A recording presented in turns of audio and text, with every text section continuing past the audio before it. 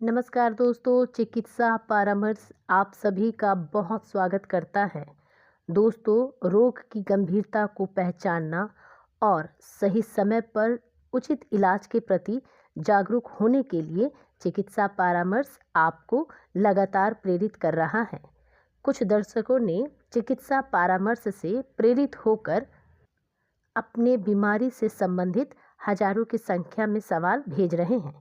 दोस्तों, चिकित्सा परामर्श के पैनल में मौजूद चिकित्सक आपके द्वारा पूछे जा रहे बीमारी की गंभीरता, उसके निदान एवं सरकारी स्वास्थ्य केंद्रों पर के माध्यम से दी जाने वाली सुविधाओं की जानकारी भी दे रहा है। दोस्तों, चिकित्सा परामर्श आपसे अपील करता है कि बीमारी छोटी हो या बड़ी, चिकित्सक के निगरानी में ही उचित इलाज संभव है।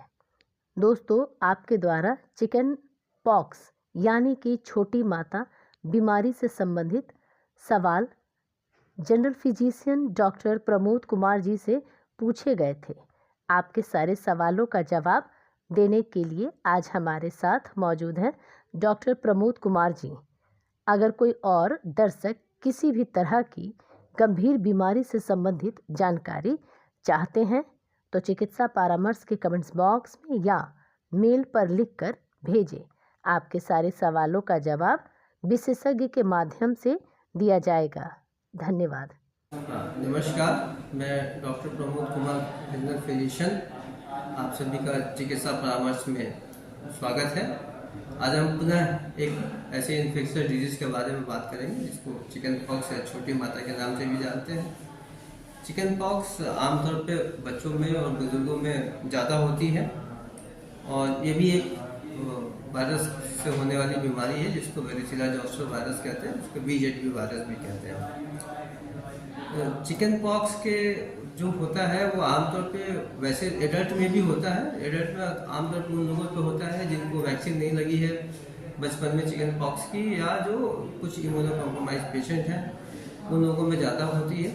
और एडल्ट के केस में चिकन पॉक्स का कोर्स थोड़ा सा ज़्यादा कॉम्प्लिकेटेड होता है। आमतौर पे बच्चों में ज़्यादातर देखा जाता है, जिन बच्चों को वैक्सीन नहीं लगती है उनमें चिकन पॉक्स होता है। चिकन पॉक्स जैसे कि मैंने पहले भी बताया कि वायरल डिजीज़ है, तो इसमें एक संक्रमण करने वाली बीमारी है। इसमें संक्रमित होने के चांसेस ज़्यादा रहते हैं। आप लोगों ने देखा होगा कि जिनको चिकन पॉक्स होता है उनको एक कमरे में अलग कर देते हैं, आइसोलेशन में रखते हैं।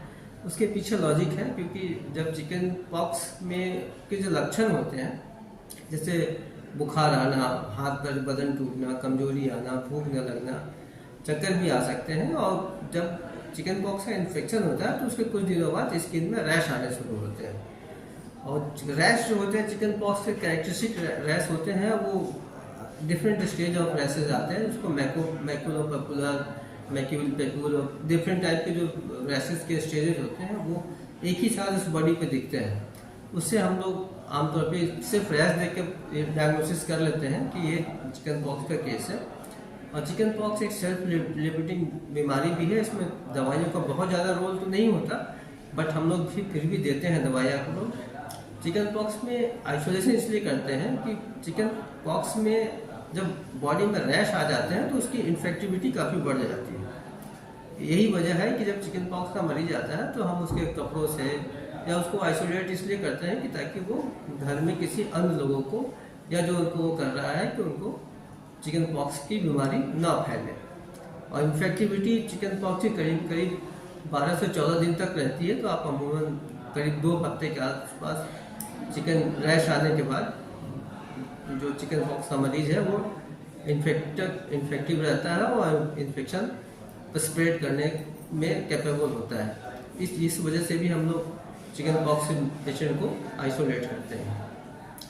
रह गया खान पान की बात, तो चिकन पॉक्स के मैंने कई बार देखा है या लोग भ्रांतियाँ मानते हैं कि वो उबला खाना देते हैं, वो करते हैं। देखिए, चिकन पॉक्स एक वायरल बीमारी है और बीमारी वायरस की वजह से जब बीमारी होती है तो शरीर कमजोर हो जाता है। तो चिकन पॉक्स के टाइम में आप उबला खाना देना या उसको न्यूट्रिशियस खाना न देना, ये मरीज के लिए अच्छी बात नहीं है, क्योंकि मरीज का शरीर वैसे ही कमजोर है। अगर आप उसको पौष्टिक भोजन नहीं देंगे तो मरीज की कमजोरी और बढ़ेगी। तो इससे बेहतर है कि मरीज को सामान्य भोजन दें। सामान्य भोजन में कुछ नहीं करना, कुछ तले हुए चीज़ से इसलिए अवॉइड करते हैं कि मरीज चूँकि शरीर ऑलरेडी बीमार है तो गट को थोड़ा सा हम लोग रिलैक्स देने के लिए करते हैं कि सामान जैसे उबला भोजन दे दो। उबला भोजन का मतलब ये नहीं होता है कि हम उसको पौष्टिक रखें, उबला भी हो लेकिन उसमें पौष्टिकता हो ताकि उसको ताकत मिल सके। तो गरिष्ठ भोजन से इसलिए बचते हैं कि ताकि हाथों को भी आराम मिले तो उसको डाइजेशन में सुपाच्य भोजन देते हैं ताकि सुपाच्य भोजन हो। बचाव के लिए है आप प्रॉपर हाइजीन अगेन आपको वही रखना है। नाखून आपके कटे होने चाहिए, नाखून बड़े ना हो, साफ सफाई का नियमित ध्यान रखें। चिकन पॉक्स में इलाज के लिए आप अपने मेरे जो आपके निकटतम जो भी स्वास्थ्य केंद्र है या राजकीय चिकित्सालय है वहाँ जाएं, डॉक्टर से संपर्क करें और चिकित्सक के परामर्श के अनुसार उसकी चिकित्सा करें। धन्यवाद।